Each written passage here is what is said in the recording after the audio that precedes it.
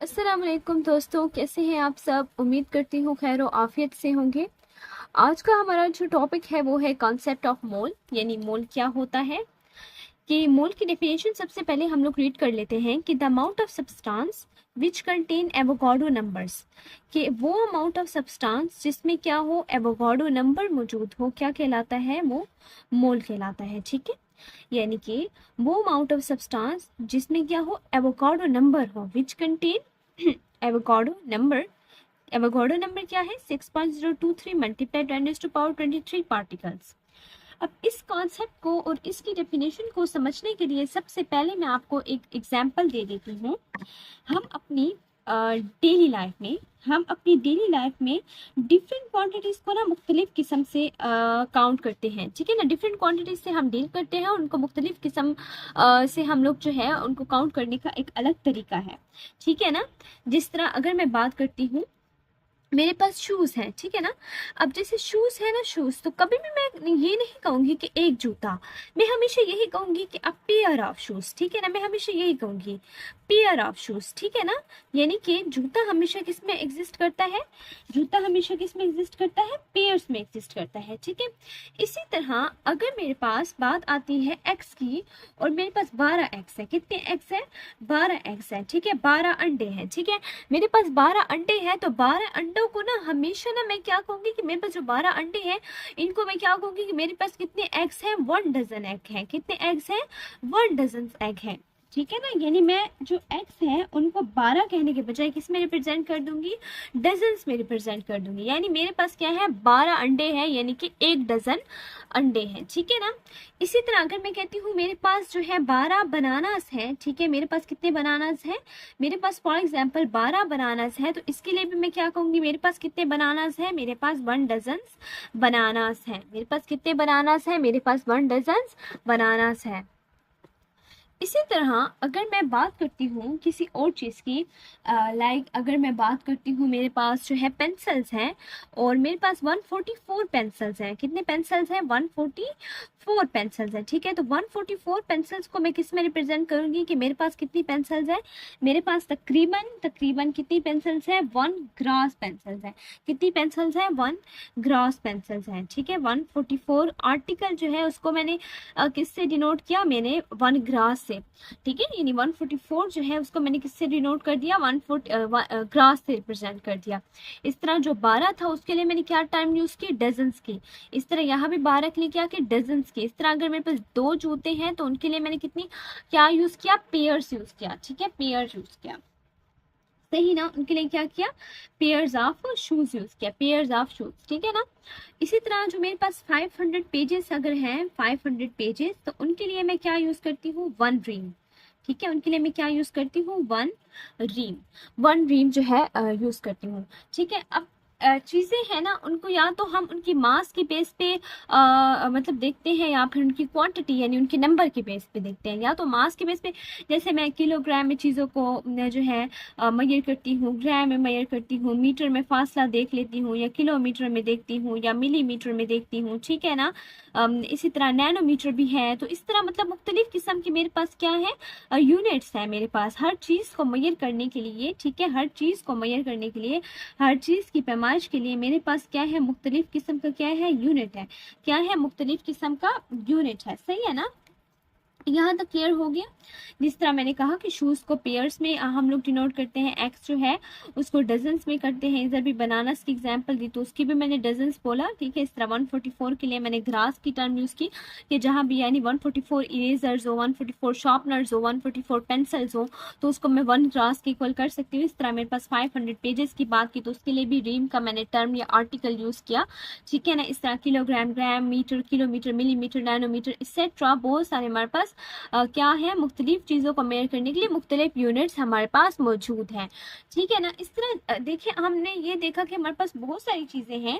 ठीक है, और उनको हम लोग मेजर करने के लिए मुख्तलिफ टर्म्स का यूज़ करते हैं। ठीक है ना, मुख्तलिफ टर्म्स का यूज़ करते हैं। ठीक है, तो काउंटिंग यूनिट जो है, किसी चीज़ को काउंट करना जो है डिपेंड करता है कि हम किस चीज़ को काउंट कर रहे हैं। ठीक है ना, अब देखिए ना, अगर हम लोग ना काउंट कर रहे हैं ना एक्स को या बनानास को या किसी भी चीज़ को ना, तो उसका अपना एक यूनिट है। अब पेयर जो है ना, पेयर यानी जोड़ा, ये शूज़ के लिए यूज़ होगा, ठीक है ना, क्योंकि जो पेयर ऑफ शूज़ जो हैं, क्योंकि शूज़ दो में एग्जिस्ट करते हैं ना, दोनों इंडिविजुअल की तो बात हम नहीं करते, हम तो दो लेते हैं और दो ही की हमेशा इकट्ठी ही बात चलती है शूज़ की, तो इसलिए पेयर वर्ड जो है शूज़ के लिए, एक्स के लिए डजन यूज़ किया, बनाने के लिए डजन यूज़ किया, तो पेजेस के लिए जो है रीम वर्ड यूज़ किया। तो अब मतलब यूँ है कि हर चीज़ का अपना एक खास यूनिट है, ठीक है।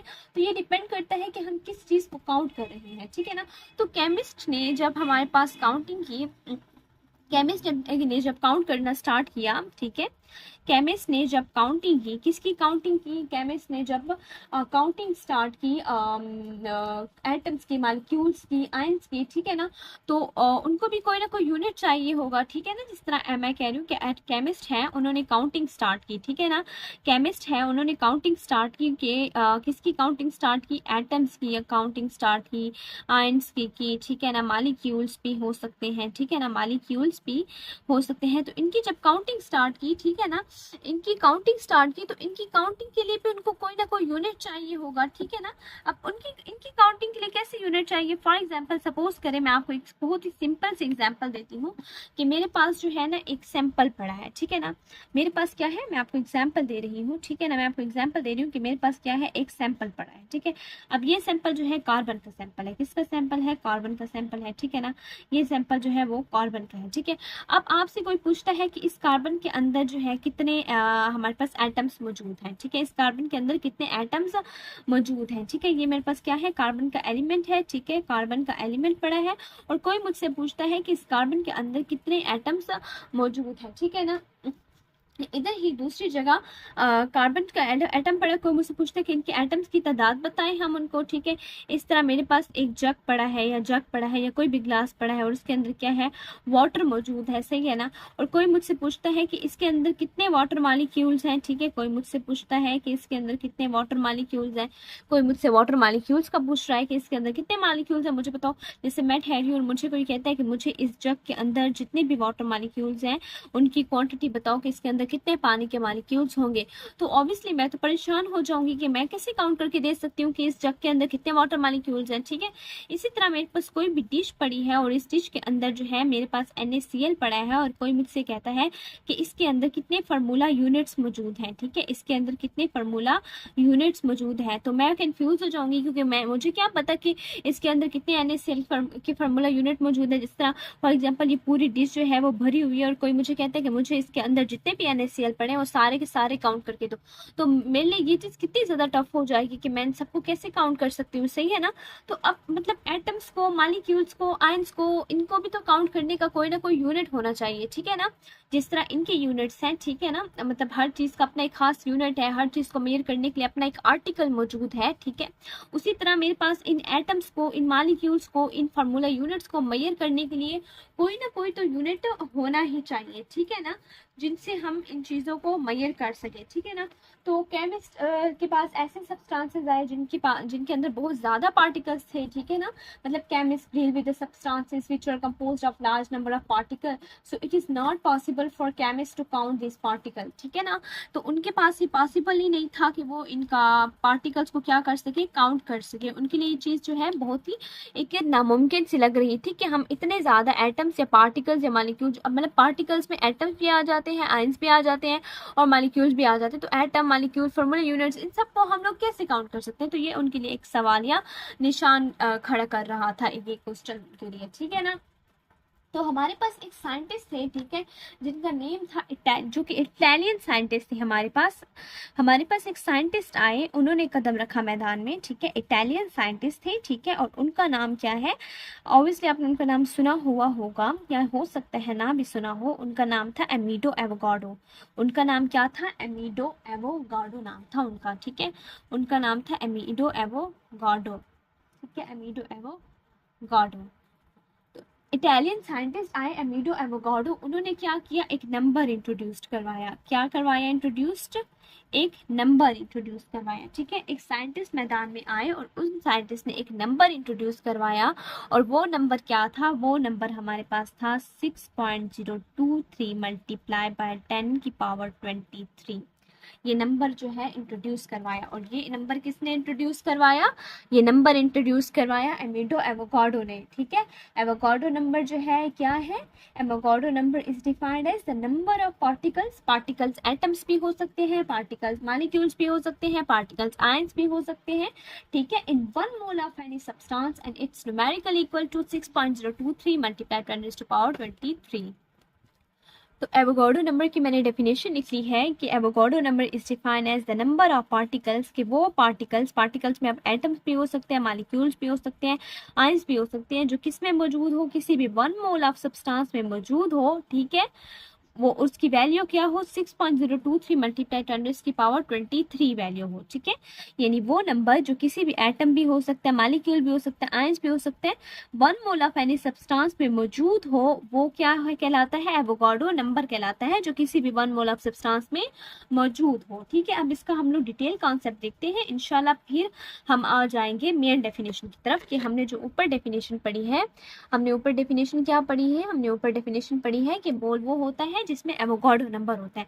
अब इतनी तो आपको समझ आ गई होगी कि एक इटालियन साइंटिस्ट था अमीडो एवोगाड्रो, उसने एक नंबर दिया था कि हमने काउंटिंग करते हैं, और काउंटिंग हम लोग नहीं कर सकते एटम्स, आयन और मॉलिक्यूल्स के, क्योंकि ये बहुत ज़्यादा तादाद में होते हैं। तो इसने एक नंबर इंट्रोड्यूस करवाया कि हमारे पास कोई भी सब्सटेंस जो है, ठीक है, कोई भी सब्सटेंस है, चाहे वो हमारे पास एलिमेंट है या कंपाउंड है, उसने क्या कहा? उसने कहा कि हमारे पास जो भी कोई पार्टिकल है हमारे पास, या एटम है या मॉलिक्यूल है या आयन है, ठीक है ना, उसका जो 1 मोल है ना, उसमें कितने पार्टिकल्स होंगे, उसमें कितने हैं हमारे पास जो है नंबर होंगे 6.023 मल्टीप्लाई 10⁻23। उसमें जो है इतनी उसकी क्या होगी? वो होगी पार्टिकल्स होंगे उसमें, ठीक है ना। यानी कि हमारे पास अमीडो एवोगाड्रो ने क्या कहा था? अमीडो एवोगाड्रो ने कहा था कि हमारे पास जो है कोई भी सब्सटेंस जो है उसके अंदर एवोगाड्रो 1 मोल सब्सटेंस की, कोई भी 1 मोल सब्सटेंस जो है उसके अंदर क्या होता है? इतने पार्टिकल्स मौजूद होते हैं, किसी भी 1 मोल ऑफ सब्सटेंस में इतने पार्टिकल्स मौजूद होते हैं। एक और बात क्लियर कर लेते हैं कि एवोगाड्रो नंबर को रिप्रेजेंट कैसे किया जाता है। तो एवोगाड्रो नंबर को रिप्रेजेंट करने का तरीका कुछ यूँ है कि हम सबसे पहले जो है कैपिटल एन लिखते हैं, ठीक है, कैपिटल एन लिखते हैं सबसे पहले, और क्या कर लेते हैं उसके साथ जो है छोटा सा कैपिटल ए लिख लेते हैं। तो ये जो है एवोगाड्रो नंबर को रिप्रेजेंट करने का जो है एक तरीका है कि कैपिटल एन लिखा और साथ में कैपिटल ए लिख लिया उसके बिल्कुल नीचे। तो ये एवोगाड्रो नंबर को रिप्रेजेंट करने का एक तरीका है, ठीक है ना। अब हमारे पास जो है ना, जिस एलिमेंट का जितना हमारे पास एटॉमिक मास होगा ना, उतना ही उसमें 1 मोल है, ठीक है ना, उतना ही उसमें क्या है? 1 मोल है।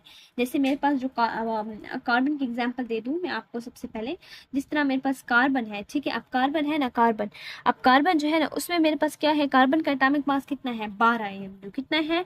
12 AMU, ठीक है ना। अब ये जो कार्बन का जो 12 AMU है ना, इसको हम सबसे पहले किस में एक्सप्रेस करेंगे? इसको सबसे पहले हम लोग एक्सप्रेस करेंगे 12 ग्राम में, ठीक है, 12 ग्राम में एक्सप्रेस करेंगे। तो हम कह रहे थे कि हमारे पास जो है जितना हमारे पास जो एलिमेंट है उसका जितना एटॉमिक मास होगा उतना ही उसमें 1 मोल होगा। जिस तरह कार्बन 12 AMU है, तो सबसे पहले इसको ग्राम्स में एक्सप्रेस करेंगे, और यही 12 ग्राम किसके इक्वल होगा? 1 मोल के इक्वल होगा, ठीक है। यानी एलिमेंट का जितना एटॉमिक मास होगा उतना ही उसमें क्या होगा? 1 मोल मौजूद होगा, ठीक है ना, उतना ही उसमें क्या होगा? 1 मोल मौजूद होगा, ठीक है।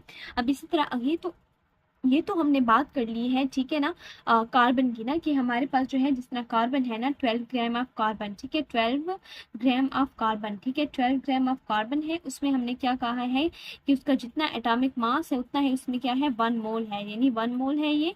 और हमने कहा है कि 1 मोल के अंदर कितने पार्टिकल्स होते हैं? 6.023 मल्टीप्लाई 10⁻23 इतने हमारे पास इसके अंदर क्या है? एटम्स मौजूद हैं, एटम्स ऑफ कार्बन मौजूद है। इतने हमारे पास क्या है? एटम्स ऑफ कार्बन मौजूद है। कितने में मौजूद है? 12 ग्राम ऑफ कार्बन में मौजूद है। हमने एटॉमिक मास यूनिट क्यों नहीं लिया? इसलिए नहीं लिया क्योंकि जो हमारे पास एटॉमिक मास यूनिट होता है ना, जिसको हम 1 U से रिप्रेजेंट करते हैं, वो एटॉमिक मास यूनिट ना लेने की भी एक वजह है। क्योंकि 1 U जो है ना, ये फॉर एग्जांपल अगर मैं हाइड्रोजन की बात करती हूँ, ठीक है ना, फॉर एग्जांपल अगर मैं हाइड्रोजन की बात करती हूँ, तो हाइड्रोजन जो है ना, ये जो 1 U है ना, 1 एटॉमिक मास यूनिट, ये जो 1 एटॉमिक मास यूनिट है, ये हाइड्रोजन के एक एटम का मास है, ठीक है ना, ये हाइड्रोजन के एक एटम का मास है, जस्ट एक ही एटम का क्या है? मास है, 1 U जो है हाइड्रोजन की एक ही एटम का मास है, ठीक है। तो इसलिए हम इसको पहले ग्राम में कन्वर्ट कर देते हैं और उसको फिर 1 मोल की इक्वल करते हैं, और 1 मोल से हमारे पास 1 मोल के अंदर कितने पार्टिकल्स है, 6.023 मल्टीप्लाई 10 की पावर 23 एटम्स ऑफ कार्बन, ठीक है। इसी तरह अगर मैं बात करती हूँ 18 ग्राम ऑफ कार्बन की, ठीक है ना, 18 ग्राम ऑफ वाटर की, अगर मैं बात करती हूँ 18 ग्राम ऑफ वाटर की, ठीक है। 18 ग्राम ऑफ वाटर मैंने शुरू से इसलिए आपको कह दिया है क्योंकि मुझे पता है ना कि 18 ग्राम मैंने क्यों बोला, क्योंकि मालिक्यूलर मास जो है ना मेरे पास वाटर का वो कितना है, मेरे पास 18 ग्राम ही है, ठीक है ना। तो 18 ग्राम ऑफ वाटर के अंदर जो है हमारे पास क्या है, 18 ग्राम ऑफ वाटर जो है वो किसके इक्वल है, 1 मोल के इक्वल है। 18 ग्राम ऑफ वाटर जो है मेरे पास 1 मोल के इक्वल है, और मुझे पता है कि 1 मोल जो है वो किसके इक्वल है, 6.023 मल्टीप्लाई 10 की पावर 23 मालिक्यूल्स ऑफ वाटर, ठीक है। इधर मैं मालिक्यूल्स का टर्म यूज करूंगी क्योंकि मेरे पास जो है कि मालिक्यूल्स है, ठीक है, ना कि एटम्स है, ठीक है। तो एटम्स नहीं है, वाटर एक मालिक्यूल है, तो इतने जो ग्राम है वो 1 मोल के इक्वल है, और जो 1 मोल है वो कितने पार्टिकल्स के इक्वल है, पार्टिकल्स में हमारे पास मालिक्यूल्स है, 6.023 मल्टीप्लाई 10 की पावर 23 मालिक्यूल्स ऑफ वाटर के इक्वल है, ठीक है। इसी तरह अगर मेरे पास एग्जांपल आ जाती है, 58.5 ग्राम ऑफ NaCl, ठीक है, 58.5 ग्राम ऑफ NaCl। तो 58.5 ग्राम ऑफ NaCl किसके इक्वल होगा, इसको सबसे पहले 1 मोल के इक्वल होगा, ठीक है, 1 मोल के इक्वल होगा, और 1 मोल के इक्वल होने के बाद हम कहेंगे कि इसके अंदर भी 1 मोल के अंदर कितने पार्टिकल्स होते हैं, 6.023 मल्टीप्लाई 10 की power 23 formula unit of NaCl, ठीक है, formula unit of NaCl, formula unit of NaCl इसमें मौजूद है, ठीक है। इतने फार्मूला यूनिट ऑफ NaCl इसके अंदर मौजूद है, ठीक है। तो इतने तक आपको क्लियर हो गया होगा, आई होप, कि हमारे पास जो 12 ग्राम ऑफ कार्बन है, ठीक है, वो किसके इक्वल है, 1 मोल के इक्वल है, ठीक है ना। क्यों, क्योंकि मैंने कहा है कि जिस एलिमेंट का जितना एटॉमिक मास होगा उतना ही उसमें क्या होगा, 1 मोल होगा, ठीक है। अगर 1 मोल उतना है तो 1 मोल हमने कहा कि वो अमाउंट ऑफ सब्सटेंस है जिसके अंदर कितने हमारे पास पार्टिकल्स होते हैं, 6.023 मल्टीप्लाई 10 की पावर 23 एटम्स ऑफ कार्बन, यानी इतने हमारे पास पार्टिकल्स मौजूद होते हैं। 1 मोल जितना भी होगा उसके अंदर इतने ही पार्टिकल्स आएंगे, ठीक है, इतने ही उसके अंदर पार्टिकल्स मौजूद होंगे। अब मेरे पास जो है वाटर है, तो ये वाटर का क्या है कि ये जो हमारे पास वाटर कंपाउंड है, इस कंपाउंड का हमारे पास जितना भी मॉलिक्यूलर मास होगा, ठीक है, उतना ही उसमें मोल होगा। अब इस कंपाउंड यानी वाटर जो कंपाउंड है इसका मॉलिक्यूलर मास कितना है, 18 ग्राम है। इसका मॉलिक्यूलर मास 18 ग्राम है, तो ये भी 1 मोल के इक्वल है, 1 मोल के इक्वल है, तो इसके अंदर भी इतने पार्टिकल्स या इतने मॉलिक्यूल्स मौजूद होंगे। इसी तरह अगर मैं बात करती हूँ NaCl की, तो मेरे पास जो है NaCl जो है वो एक फार्मूला यूनिट है, तो इस फार्मूला यूनिट का जितना हमारे पास फार्मूला मास होगा, इसका फार्मूला मास 58.5 ग्राम है, तो वो भी 1 मोल के इक्वल होगा, और 1 मोल किसके इक्वल है, 6.023 मल्टीप्लाई 10 की power 23 formula unit of NaCl की इक्वल है।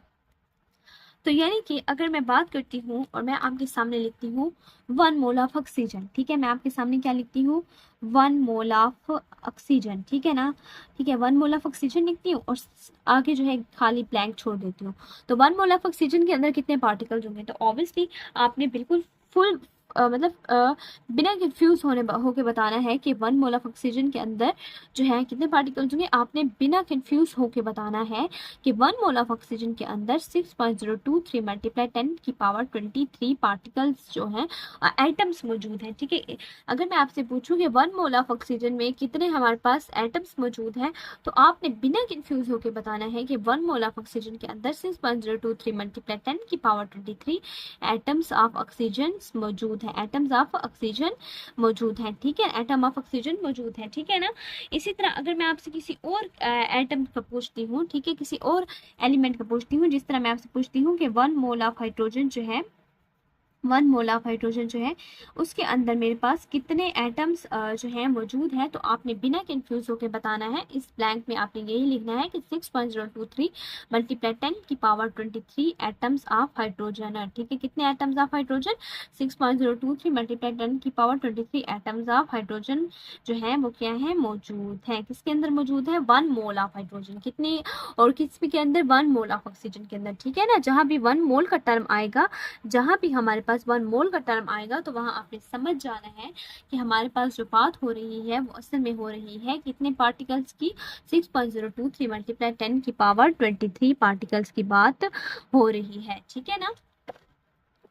तो एवोगाड्रो नंबर जो है वो फिक्स्ड है हमारे पास जो एवोगाड्रो नंबर है वो हमारे पास क्या है, एक फिक्स्ड टर्म है। ये मैंने आपको बता दूं कि एवोगाड्रो नंबर फिक्स्ड है, जिसके अंदर कितने हमने कहा है पार्टिकल्स है, 6.023 मल्टीप्लाई 10 की पावर 23 मेरे पास पार्टिकल्स मौजूद है। और ये जो है मेरे पास फिक्स्ड है, ठीक है, ये मेरे पास क्या है, बिल्कुल फिक्स्ड है और ये चेंज नहीं होगी। जिस तरह मैंने कहा कि 12 एग्स जो है वो 1 डजन के इक्वल है, या 12 बनानास 1 डजन के इक्वल है, 1 रिंग मतलब 500 पेजेस, 1 ग्रास मतलब 144 आर्टिकल्स। तो मतलब Na जो है यानी एवोगाड्रो नंबर जो है उसका मतलब भी 6.023 मल्टीप्लाई 10 की पावर 23 पार्टिकल्स ही है और ये भी अमाउंट चेंज नहीं होने वाली। जिस तरह ऐसा नहीं हो सकता कि मैं कहूँ कि मेरे पास 20 अंडे हैं और मैं इनको 1 दर्जन बोल दूँ, ऐसा नहीं, 1 डजन बोल दूँ, ऐसा नहीं हो सकता, क्योंकि जो 12 आर्टिकल है वो जस्ट 12 के लिए ही यूज हुआ है और 12 जितनी भी चीजें मौजूद है वो 1 डजन को रिप्रेजेंट करेंगी। ठीक है ना।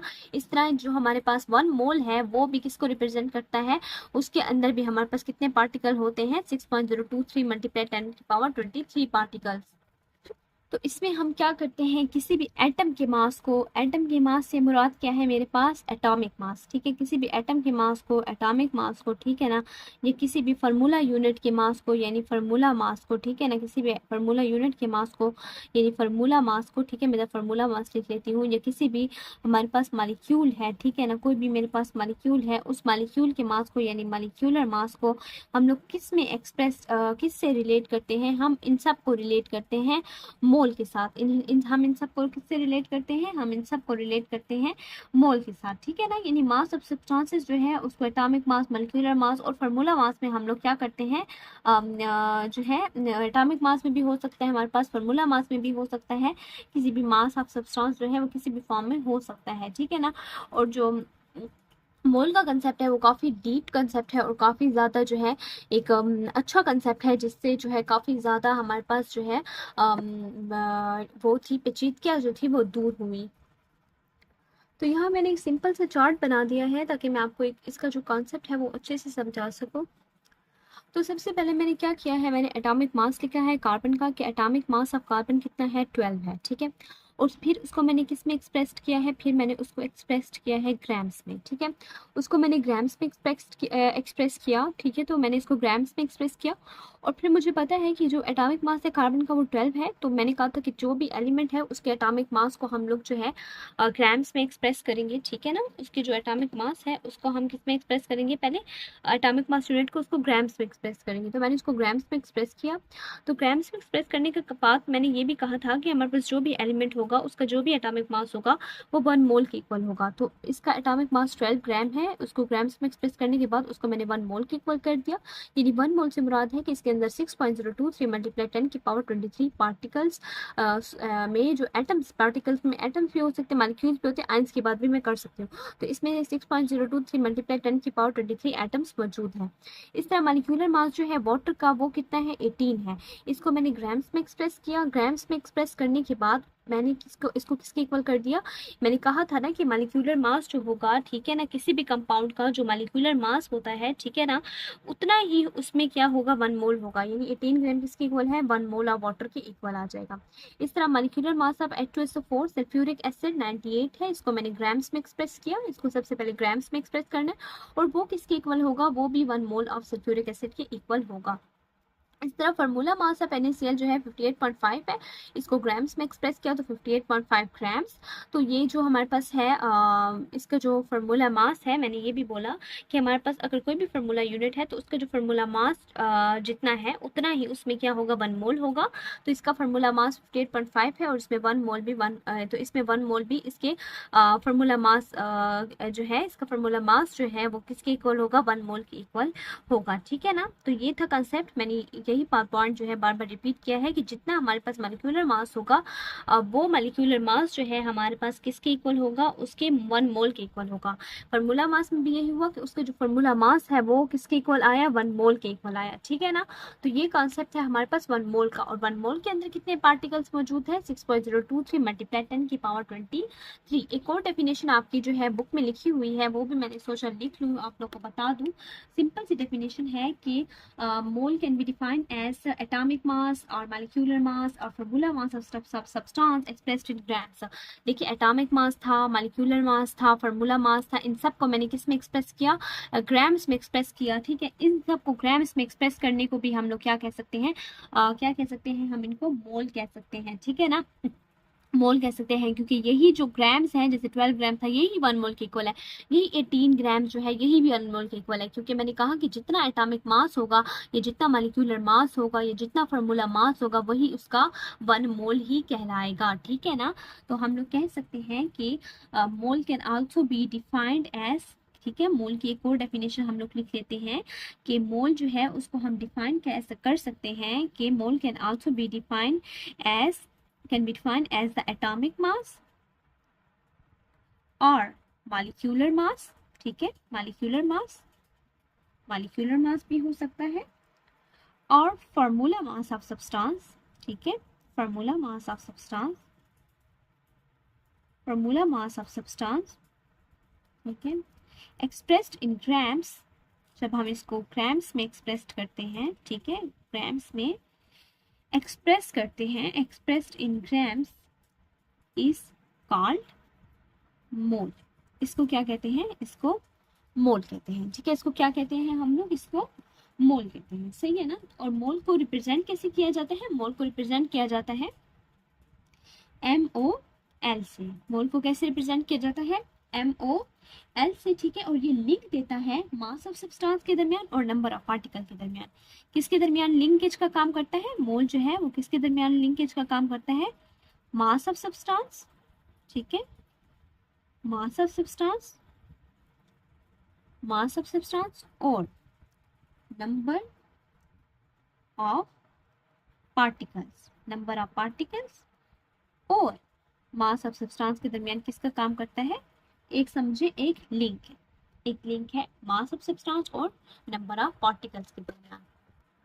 तो ये था आज का हमारा लेक्चर। आई होप आपको मेरा लेक्चर पसंद आया होगा। अगर आपको मेरा लेक्चर पसंद आया है तो मेरी वीडियो को लाइक करें, शेयर करें और मेरे चैनल को सब्सक्राइब करें और बेल आइकन को ज़रूर प्रेस करें। अल्लाह हाफिज़।